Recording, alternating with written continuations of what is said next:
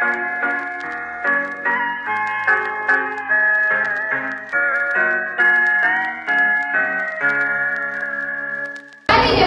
datang di video kami yang membahas strategi pengembangan masyarakat dalam lingkungan berpartisipasi. Dalam video ini kita akan mengeksplorasi berbagai pendekatan yang dapat diterapkan untuk memberdayakan masyarakat dan meningkatkan keterlibatan mereka dalam proses pembangunan. Kami akan membahas pentingnya partisipasi aktif, kolaborasi antara berbagai pemangku kepentingan, serta strategi yang efektif untuk menciptakan lingkungan yang inklusif dan responsif. Mari kita simak bersama bagaimana langkah-langkah ini dapat membawa perubahan positif bagi masyarakat kita.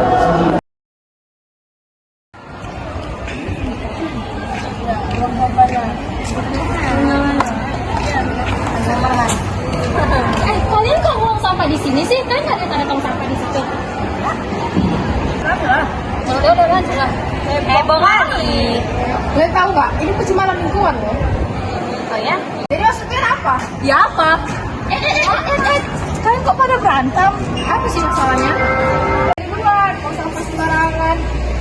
Loh, kan orang ini bilang benar. Kenapa kalian marah? Udah nggak ada artinya kalian ribut. Lebih baik kita ngambil sampah di sana, sama-sama kita gotong royong. Udah ayo. Oke.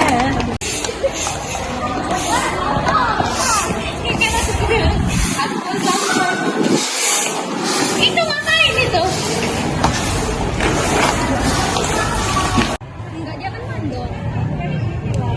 Lagi ini kan enak, bersih, enak dipandang. Enggak kayak tadi kotor, gak ada artinya kalian ribu-ribu. Jadi kesimpulannya, hidup sehat bagi masyarakat dimulai dari lingkungan yang bersih.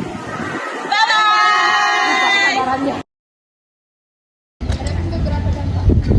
Dapat dilihat, salah satu untuk ketimpangan sosial pada masyarakat adalah dengan melihat bahwa masyarakat masih mendirikan bangunan di tanah pemerintah dan juga daerah yang berbahaya dan mengklaim bahwa ini tanah mereka. Masyarakat yang tinggal di dekat kereta api memiliki dampak negatif, antara lain bising.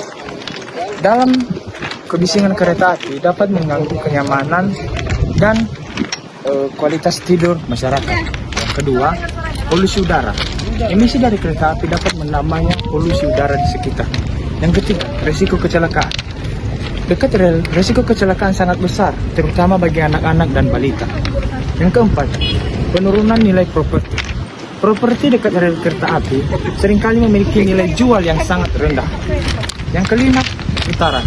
Dalam getaran kereta api dapat mengakibatkan struktur bangunan cepat rusak dan hancur. Dan kesehatan mental. Paparan terus-menerus terhadap kebisingan dan gangguan dapat menyebabkan stres dan masalah kesehatan mental. Yang ketujuh, aksibilitas. Kereta yang sering lewat menghalangi akses jalan mengganggu aktivitas sehari-hari. Yang ke-8, risiko keamanan. Kereta yang berhenti dapat menciptakan area rawan kejahatan. Yang ke-9, gangguan lingkungan. Habitat hewan di sekitar dapat mengganggu oleh aktivitas kereta. 10, keterbatasan aktivitas. Area dekat rel memungkinkan kurang nyaman untuk kegiatan luar ruangan seperti bermain anak-anak.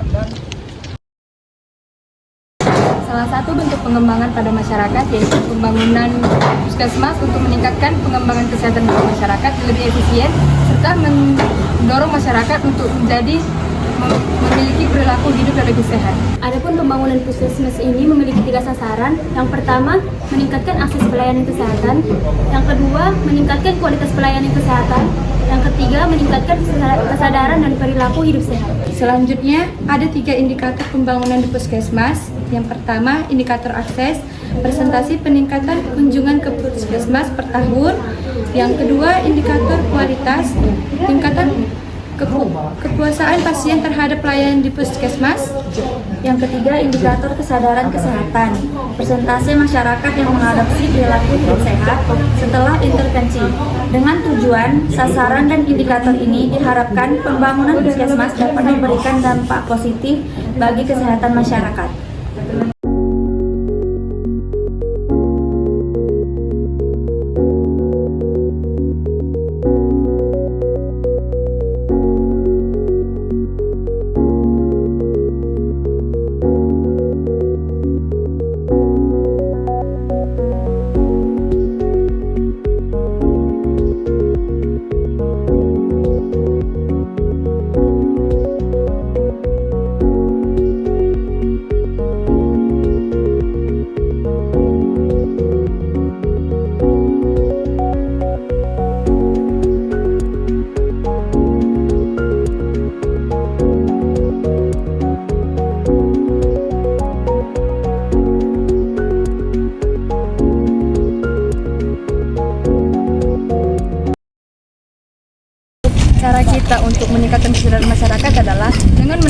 kepada mereka bagaimana pendapat mereka untuk meningkatkan pengembangan kesehatan di lingkungan kehidupan mereka.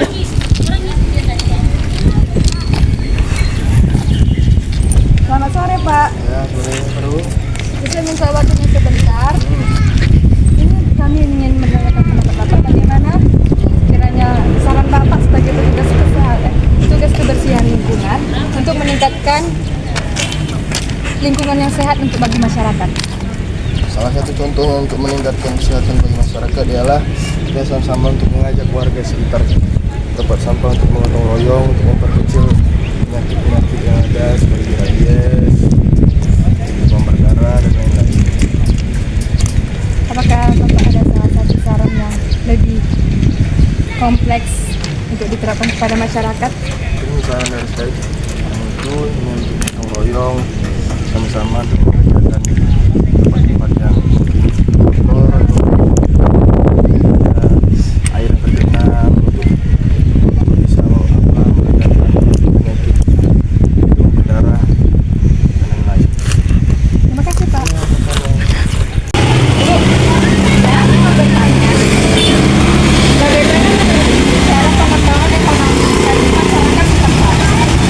Menurut Ibu sih ada beberapa cara yang bisa mendukung. Contohnya itu seperti mendukung bisnis lokal seperti yang Ibu lakukan ini. Contohnya dalam masyarakat yang katanya itu yang menjual ke makanan yang di jalan ini. Contohnya itu banyak juga sih, tapi itu salah satunya yang dukung bisnis lokal yang dilakukan masyarakat. Oke Bu, baik. Terima kasih jawabannya. Sama. Peran tenaga kesehatan itu sendiri juga berperan penting dalam pengembangan kesehatan masyarakat.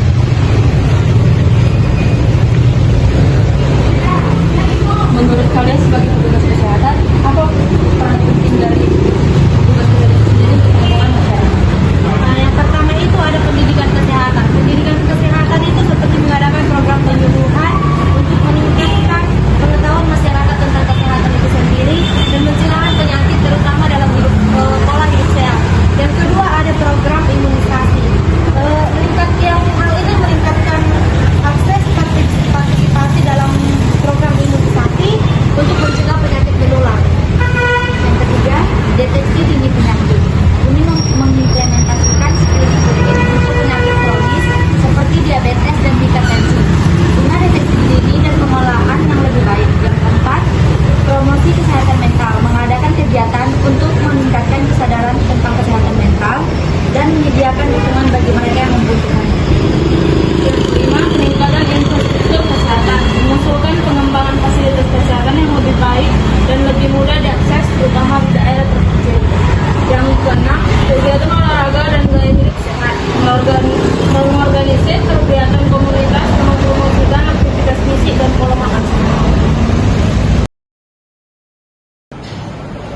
Selamat sore Bapak dan Ibu sekalian. Tujuan saya di sini untuk membawa kalian sekalian yaitu untuk bagaimana membuat perkembangan kehidupan masyarakat yang berada tinggal di daerah kereta api. Dan saya di sini meminta untuk pendapat kalian Bapak Ibu ini bagaimana itu caranya untuk mengatasi yang berada tinggal di daerah kereta api. Lalu sebagai pengelola yang ada di dekat kereta api, saya harap warga sekitar ini sama-sama untuk memperolong membersihkan tempat-tempat kereta api, sampah-sampah yang ada di kereta api tersebut, supaya tidak ada warga-warga di sekitar yang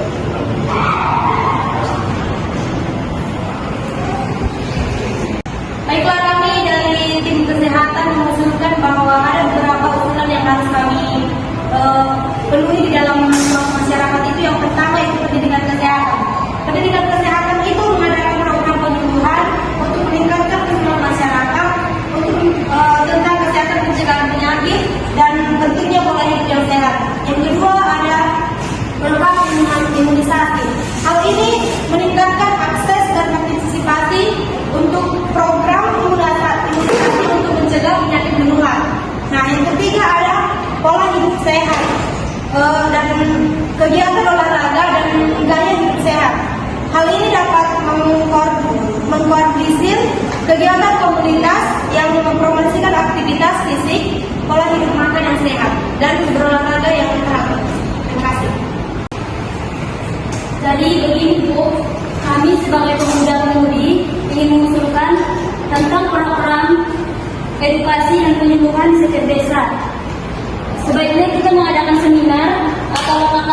penting menjelaskan dampak lingkungan terhadap kesehatan, misalnya tentang polusi udara, pencemaran air, dan pengelolaan sampah. Baik, di sini kami dari pihak ekonomi ingin mengajukan beberapa pendapat mengenai pengembangan ekonomi bagi masyarakat setempat. Contohnya itu dalam mendukung bisnis lokal, membeli produk lokal secara terus-menerus seperti toko kelontong untuk mendukung petani lokal. Ada pula beberapa contoh yang bisa kami simpulkan, yaitu tentang pembangunan kedai-kedai kecil di pinggir jalan agar lebih mempermudah masyarakat untuk membeli sesuatu barang tanpa harus kembali ke market. Baik, saya akan bertanya bagaimana Bapak Ibu dapat memaparkan kondisi di sekitar yang didekretakan. Sebagai warga sekitar yang tinggal di sana, setelah saya melihat banyak dampak negatif yang terjadi di sana.